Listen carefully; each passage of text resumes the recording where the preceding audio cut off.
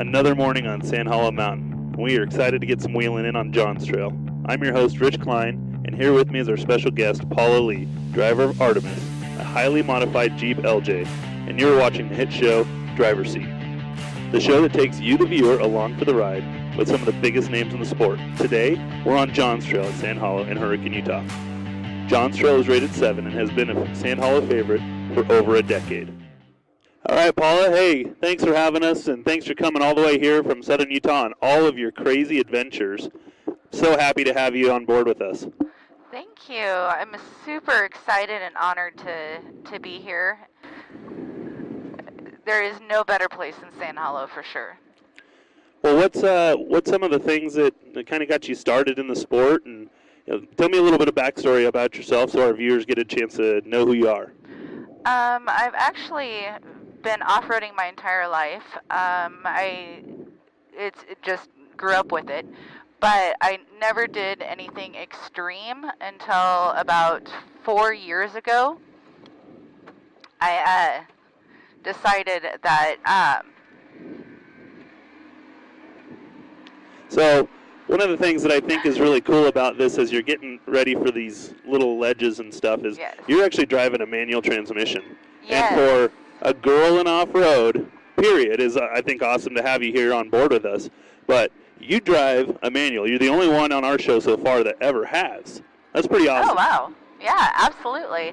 It definitely makes things a lot more technical. I have to think about everything I'm doing. So you're turning your lockers on now? I am. So because this is a little bit of a higher ledge, I'm turning my lockers on just to make sure that, she clears it nice and smooth. Right. And then I'll stop right here real quick and just flip them off until we get to the next obstacle. Sure. And a lot of the times I don't use it, but it takes a lot of the strain off the vehicle. Well, that's a good point, too. The whole idea is to be able to do this trail without getting any drivetrain strain. Mm-hmm. And having your lockers or being able to select your lockers in and out really helps with that. Yes, absolutely. And doing it all the time, literally I'm on trail. If I'm not on trail, I'm on my way to a trail 365 days a year. Sure. And so my Jeep gets a lot of use, a lot of abuse. Yeah. And any strain and pressure I could take off her, the better. That's good. The way I see it is, you really want to make sure that your parts are the best to hit the trail and be the most capable. And if you've always got a positively locked differential, that's not necessarily the case to make sure that you're able to disengage and turn appropriately and everything. So it's really good to have that equipment. It's huge. Knowing that I can not just perform and take care of any obstacles, any type of terrain, because I come across different types of extreme terrain as I go. Not just rock crawling, but it could be mountain roads with debris, huge boulders, mossy river crossings. It could be all of a sudden I find myself in a deep canyon with extreme rock crawl trails all the way to just 3 feet of mud and get caught in a storm somewhere up on a mountain. It's snow. I've been up to the wheel wells in snow 1 week, and the next week I'll be up into the wheel wells in mud. And a few days later I might be rock crawling here in Sand Hollow or snow wheeling Metal Masher, which I brought in the new year, which was awesome. Well, right in front of us we have, kind of who's helping us lead the group. And we go by Jeep Daddy, right? Yep. But tell us a little bit about the guy in front of us. So this is Mark. His company is Jeep Daddy Inc. And he owns a apparel company that hosts web pages for race teams, off-road shops, Jeep clubs, and such. And he is actually joining me in my adventures now and becoming a JeepnGypsy. So he shares the same passion and dream for the trail and just adventure and exploring life and trying to inspire as many people as possible to get out and live. Sure. Well, we're sitting here at the top of one of the obstacles on John's Trail, and a lot of these obstacles don't have names, but it is pretty interesting to see the elevation changes of this trail, and it's a lot of fun to drive, right? Because you're constantly up and down, up and down. It's kind of like a roller coaster here. As we do this descent, what are the things that you're looking for as a driver? So as a driver, I'm constantly looking, because I live in my driver's seat, I learn how she handles, and I'm constantly, every Jeep is different, every build is different, how they handle is different, and so I'm constantly looking ahead. I'm looking at my tire placement, I'm looking ahead at the obstacle itself, to try and figure out the best line, the best approach angle, how she's going to handle, how she's going to, like right here, I know that when I drop down, I'm going to drop down into that hole, so I'm going to try and ride the wall as long as possible to make the descent a little bit softer. Mm-hmm. And so I'll just turn in to the wall just a little bit, and I know she's going to drop in the front here in just a second, but my whole goal is to make it as soft and smooth as possible. Well, extremely smooth for any vehicle. You just did that in a manual. That's not an easy task. Yeah, I don't even think about it anymore. I've always owned manuals, and when I got my Jeep, I was excited. It was before I learned to rock crawl. Like I said, I'd always wheeled my entire life, but this was new for me. Sure. And so I didn't realize that an automatic would be a lot easier, because Sure.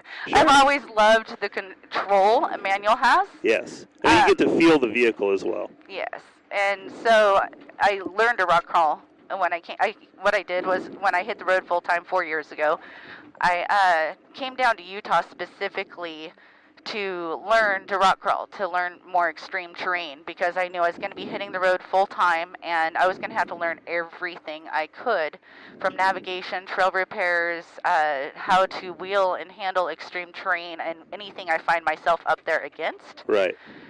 And so, like right here, I'm setting my lockers. Because we need a little bit more traction going up. Yeah, you kind of articulate through this area, and when you articulate, the tires have a chance of coming off the rock a little bit. Exactly. And you know, with that being said, it's easier to get through it with the locker on. So, as an example, how different Jeeps handle, I have she's a little bit more narrow, so he takes this a little wider. I will go a little bit more in and narrow, and then I will cut up a little later. Sure. He won't have to, because she doesn't, I don't need to take it quite so wide. Yeah. That makes sense. And you just, I mean, technical obstacle, walked right up that. Pretty cool. So, in between obstacles here, tell me a little bit about your adventures and what you guys do. So what we do is 365 days a year, nonstop. We literally are chasing the adventure, the trail. We are literally, we meet with off-road shops, Jeep clubs in between every destination, and try and meet as much Jeep family as we can, and Sure. have them show us their epic trails. And in the process, try and share our adventures across all of our media, so that we can take everyone along with us. Yeah. Inspire people to get out and embrace life, to chase their dreams, because this is definitely ours. It's pretty amazing what you guys do in your message, and I'll tell you, we've been a big fan of yours since day one. You've got a couple big fans out there. Care to drop their names a little bit? I have a lot of support from the off-road community. They've become my family. Sure. I can't thank enough some of the companies that, like I said, they become family. Genrite, Teraflex, PRP, Raceline, Adams Drive Shaft, Mickey Thompson. Yeah, they're all companies that are like super supportive, right? But, absolutely. you know, you also have fans out there that are like, trail hero. We are definitely one. But Gordon Bailey, and maybe some of the other regular people out there. So Gordon Bailey has actually he's Bailey built, and he has actually been one of my followers since the very beginning of my journey, before I even went full time. Sure. And he has encouraged me and supported me, and he always says, "Let's go play trucks." Yeah. So he thinks it's awesome that there's a girl out there that's willing to take on everything she can and push her limits, and he has been a huge support. And I have a lot of active military followers who encourage me and ask me not to stop posting, and they are a huge inspiration for me personally. And I can't say thank you enough. By the way, hi y'all. I have a lot of families out there who send me pictures of them camping and wheeling with their kids and their families. And so it's huge, and they send me pictures and Sure. and tell me about the memories and everything that they're making. And then also I have little girls who are sending me pictures of them muddy, tearing it up on quads, saying that they want to do what I do one day, and to know that I can show them that their sky's the limit. Anything they want to do, they can. There is literally no limits to what you dream. You can do it. I agree. And that's such a positive, cool message to get out there. I tell people all the time, my entire goal is to try and inspire people to live life to the fullest, to chase your dreams no matter what it is. This is my passion, my dream. I had no idea that I was going to fall in love with the extreme aspect of the sport as much as I have, and every day I fall in love with it more and more. But this is my dream. No matter what people's dream are, if through determination and resilience and you can achieve anything. There's nothing you can't do. Right. And this is a really cool shot here. We're kind of at a high point in the trail. Just really beautiful. You get to see the valley below us.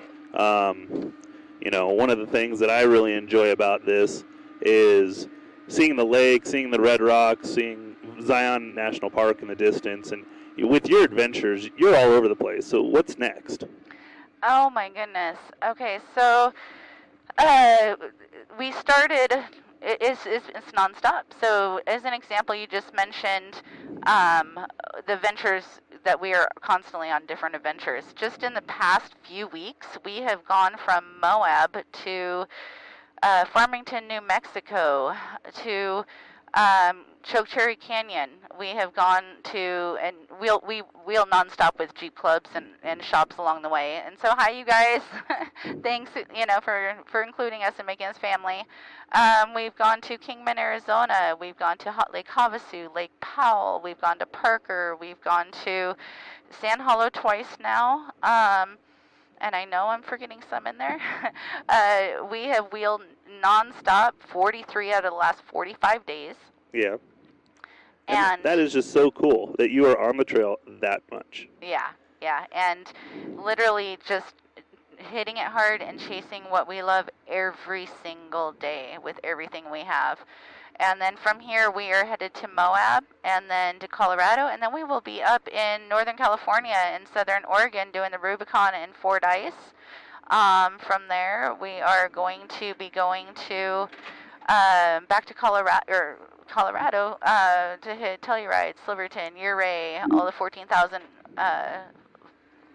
foot mountains over there. That's really beautiful country. Oh, it's gorgeous. And then excited to hit some rock crawl trails while we're over there also, in between Buena Vista, like Holy Cross and everything else. So we love the trail ride and the trail wheeling, but our passion is in hitting the most awesome, gnarly trail that's going to challenge us, push us, but that will take us to that deepest canyon. Sure.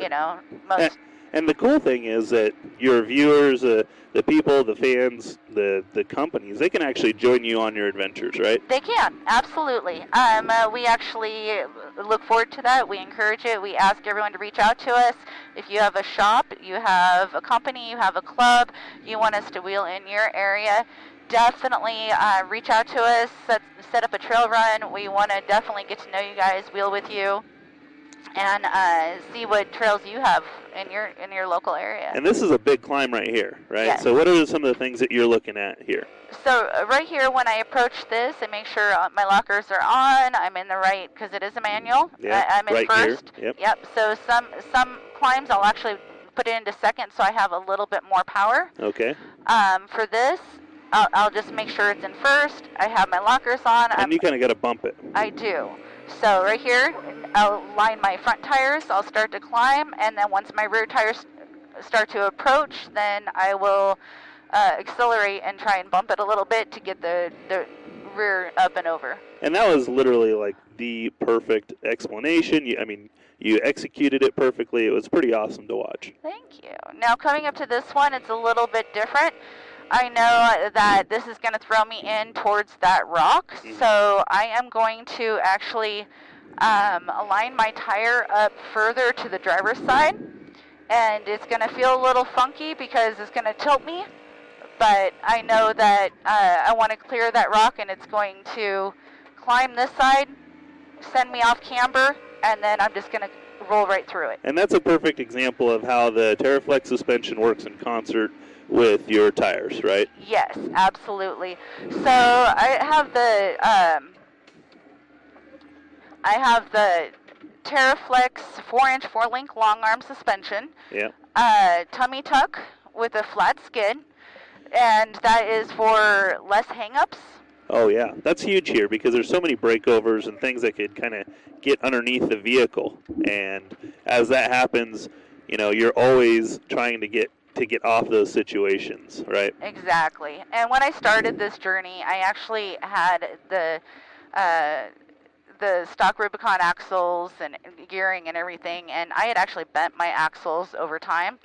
In 3 locations, had to truss the rear, and now I have the Terra 60 full float axles, 538 gears, and I know that they're going to be able to get me through any of the terrain I hit. Yeah.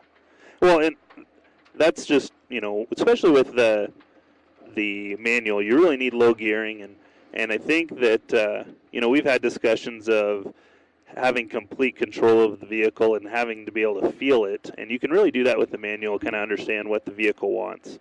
And for me, I think that I personally enjoy the manual, but it's very difficult to drive too. It is. It definitely makes everything, I think, a little bit more technical. I had to put a little bit more thought into it. I have to say I need to float a tire up and over an obstacle.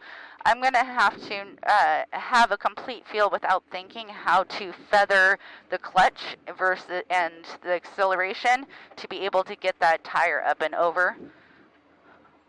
Yeah, that's going to be huge because we could probably execute the climbs and different things differently, but we need to be able to control the vehicle so that the vehicle doesn't hop and break parts and whatnot. And it helps having the best parts out there, but having that control is super, super important. And when it comes to how all this kind of lays in together and make sure that it works well in concert together, understanding your vehicle and having seat time is the utmost importance. And with 43 out of 45 days on the trail, I think you get more seat time than just about anybody in the industry. Yeah, it's just an example. It is nonstop. I have been on trail. The only time I took a break was for 2 weeks to get my engine swapped. Other than that, I have been on trail or been on my way to a trail every day since the last almost 3 years now. That's absolutely crazy. Yeah, it's amazing. I mean, I've literally I had 2 successful businesses. I shut them down one day and decided life is too short. No matter if you're 8 or you're 80, none of us are promised a tomorrow. So live today to the fullest and with everything you have. Chase those dreams and just never give up on them. And I packed everything I owned into my Jeep and hit the road. Hit the road. And that was 3 years ago now, or 4 years ago. I came down to Utah to for a solid year to train before I hit full-time. And that is the dream, right? I mean, personally, I've always thought, like, man, if you could just do this and not worry about anything, this off-road thing, right, and not worry about anything else, but just enjoying life, being out there, seeing the things that you always want to see, all the bucket list items, put it together, and have this just amazing journey. You're able to do that. You live that daily. I do. I've just figured it out as I went. I literally have there's times I've had to fight for it. There's times I had to tooth and nail, just literally fight it out, figure it out.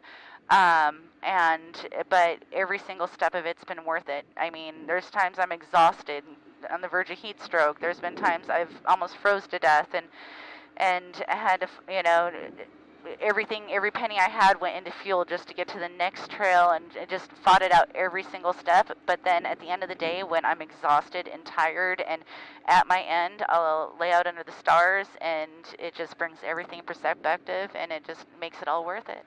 I think that's huge. That's one thing people love about you. You're super genuine, and it's easy to follow along with your journey, knowing that when people follow you or listen to you or get a chance to see you on the different, media outlets, they're getting the real you 24/7. And you, absolutely. I mean, you lived it so much that you had literally a bear, or two, come into your vehicle, just tear your car apart, right? I did. And so I actually, every time I go to Colorado now, I get stopped all the time and said, "Oh, you're the bear girl." I'm like, yeah, right? That's me. So yeah, coming off the Unlimited LJ adventure last year, I dropped into a designated campground off the mountain. I was on the mountain in remote areas. I dropped off of the mountain to camp in a designated campground for the night for Labor Day weekend, surrounded by tons of overflow campers, and there was minivans, open coolers, and everything. So I let my guard down. Sure. And in the process, left my bear spray, everything I owned in the Jeep, just set up my tent since I was in the middle of a field of other campers. And I woke up at 2:45 in the morning with growling 4 inches from my head. Oh my gosh. And it went away, so I was wondering, am I dreaming? And you weren't. I was not. I sat up and saw a big black bear jump into my doorless driver's seat. Oh my gosh. And then for 45 minutes, listened to a mama adolescent. The adolescent was posted up on my tent, and they were talking back and forth, growling back and forth.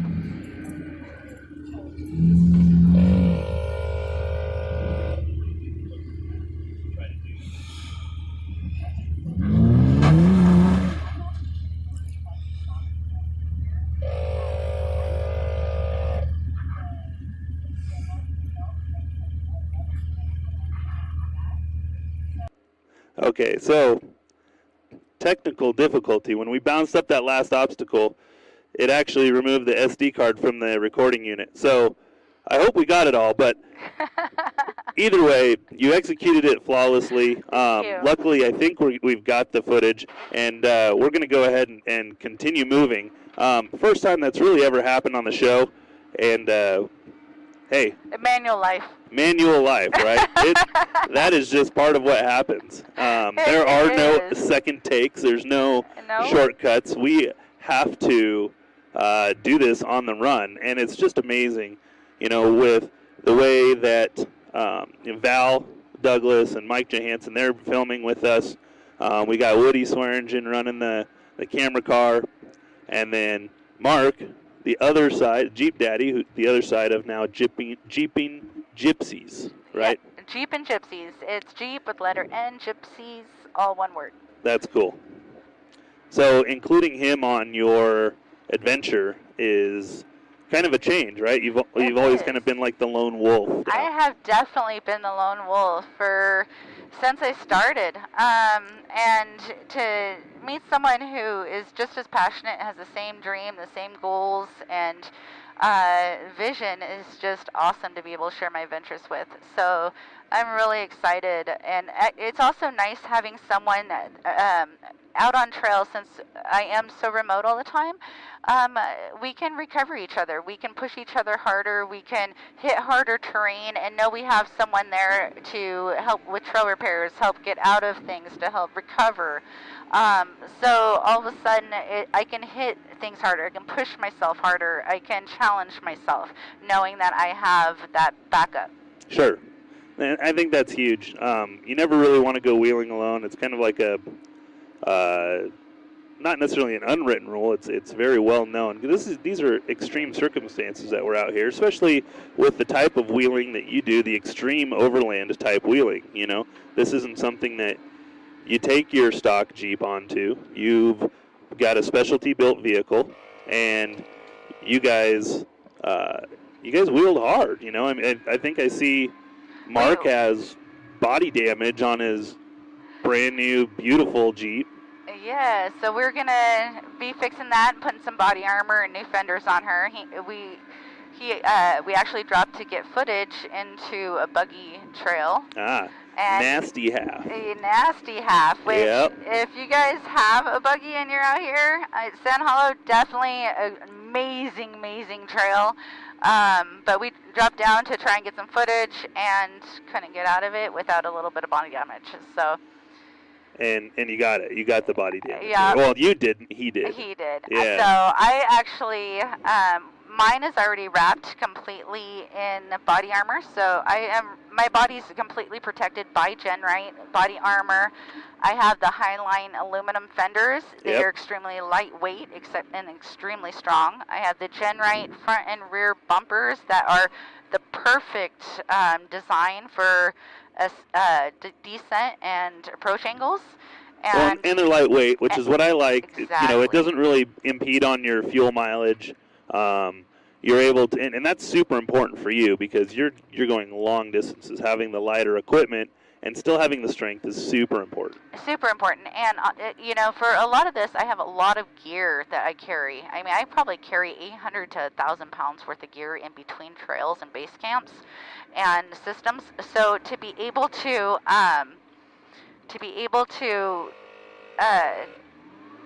know that it's lightweight, literally every ounce of weight counts, every inch of space counts. Yeah.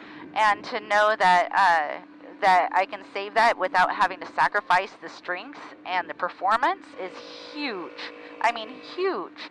And then my knowing that my roll cage is probably one of my favorite modifications. It's just absolutely amazing, the design, the craftsmanship of it. It's like a work of art. It is, extremely. And not only is it a work of art, it's something that I can rely on that's going to keep me safe indefinitely. Yeah, so. I think that you've really got an amazing setup here. And for somebody who hits the trails as much as you do, it's pretty amazing that that you've been able to hold it together, right? Like, you've got, not only do you have a great rig, you've worked hard for it, blood, sweat, tears, literally attacked by bears, thousands and thousands of miles on your LJ, and the thing looks flawless. It's always on the trail working. You've got a lot of people that are supporters of yours that help with that and that kind of progression. I know that, you know, oftentimes you stop into Moab and you see Rory, you know. Or yes, so Moab Motorsports, Rory actually, he did my build. He literally knocked this build out of the park in 10 days. I mean, and he did such an amazing job. He knows her from the ground up. He knows everything about her, every little, you know, nook and cranny. Yeah. And he does such amazing work. And if anyone's ever in Moab, they need recovery, they need repairs, anything, he is the guy to call. He does all extreme recovery in Moab, so even off of Pritchett and everywhere else. And he's literally saved you. Right? He has. So several times. He saves everybody. He's always out there. He's the first one to jump and try to help anybody. Sure. Well, and I think that that's important to have that network of people, especially with the, you know, some of the harder obstacles that you do. You're not just driving a dirt road to go see the Grand Canyon. You're wheeling up literally the hardest terrain, like we are right now. And so right here, I'm going to just accelerate a little bit and just bumper up. And that looked, it felt good. I've been in a lot of different vehicles at this show, and then over my course of the career, and it's just been pretty amazing that you just attack the obstacles so well, and you've got this manual transmission you obviously dominate. Like you kill it with this car. Like, you just do such a good job. I'm really impressed. Thank you. Yeah, she's literally, I learn every day, and I'm trying to push my limits every day, and every day there's challenges, Sure. and I'm learning, and literally every obstacle, every terrain is something new. Every trail is something new, and I'm so excited, and I'm so in love with the sport and the challenges, and the never knowing what's over that next horizon and what's waiting for me is just, makes me feel alive. Well, I think that is such a cool message, and especially for, other ladies out there driving that maybe want the same lifestyle or want the same experience that you do. It's not easy, right? Like, you've been through some stuff. Yeah, and no dreams. Dreams aren't meant to be handed to you. They are meant to be fought for. They're meant to be chased. That's what a dream is reaching for the stars, and then, not giving up until you reach them. Yeah. The journey itself is a part of the dream. And I just have to make mention, our camera crew is killing it. Yeah. I'm looking at them. It's hot here in southern Utah, and I look at Val, and she is just sweating it, and she's hiked to this trail. This is, a lot of vertical ascent, and just killing it, right? And Mike's very well aware of this obstacle. He actually slid down this obstacle and scarred up his leg for what seemed to be months on end, right here. And so, wow. Yeah, to make sure that our camera crew is safe. It goes a long ways, Woody Swearingen helping out with that. But when you go to climb up this obstacle that we're doing right now, yes. It's kind of just like a mid-throttle ascent where you're not on the throttle hard. You're just kind of making your way up. Right. And that's super important because your lockers are in. You maintain that throttle balance, and the vehicle will continue to climb without sliding off the line. And I think that that's super important when it comes to this. Now, this next section, what are you looking at? So already, I'm going to have to turn into this and tire placement. So knowing ahead of time, at the top of this obstacle, I can see that there is a shelf wall on the left with a rock wall on the right, and it is going to definitely throw me off camber. Mm-hmm. And into that rock wall, but I want to clear that, so I'm going to straddle it, and I'm going to take my tire, actually, my driver's tire, and I'm going to place it a lot further to the left. Okay. So right now I'm aligning my tires, and I actually have to say I love my Mickey Thompsons. So they're pretty sticky. They are. So I hit highway. They're the Baja Boss. I have the 40-inch Mickey Thompson Baja Boss, and I hit highway, and I'll hit, and then I'll rock crawl. I'll air them up and down every single day, and then I will rock crawl something like this and just air them down, and they grip, they go, they hit mud. They have taken me through everything.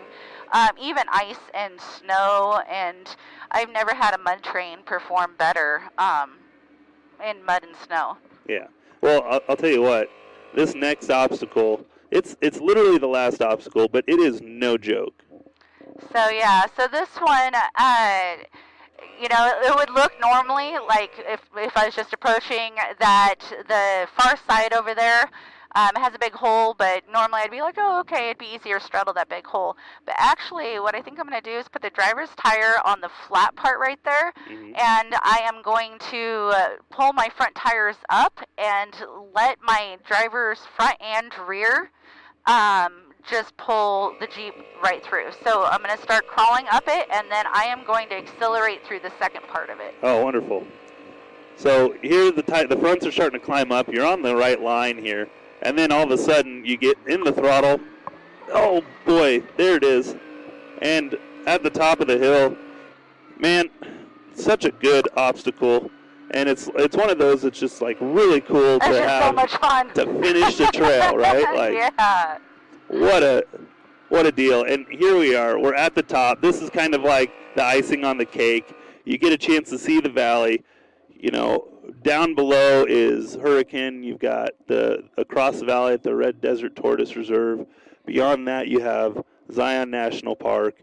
And you can't beat the view. You can't beat the view. And at the end of the day, like, this is just a really cool place, you know? Oh, it's beautiful. You have one more trail here or one more trail there. It's only, you know, a quarter of a mile, maybe even less than a football field.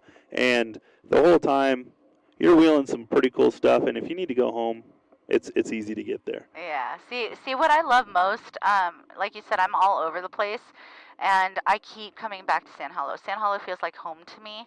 It's where I started my journey, and it's the closest thing I have to a home base, and I absolutely love it.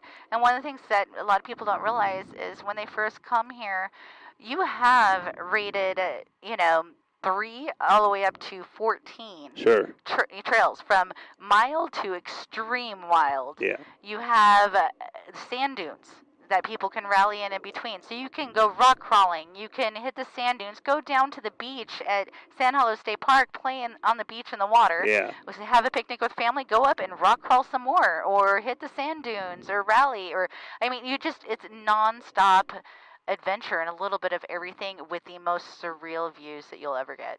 Well, I got to say, thank you so much for joining us. This has been a treat. John's Trail, rated 7. You kicked the butt. And in Artemis, with your manual transmission, Paula, thank you so much. Thank you so much for having me.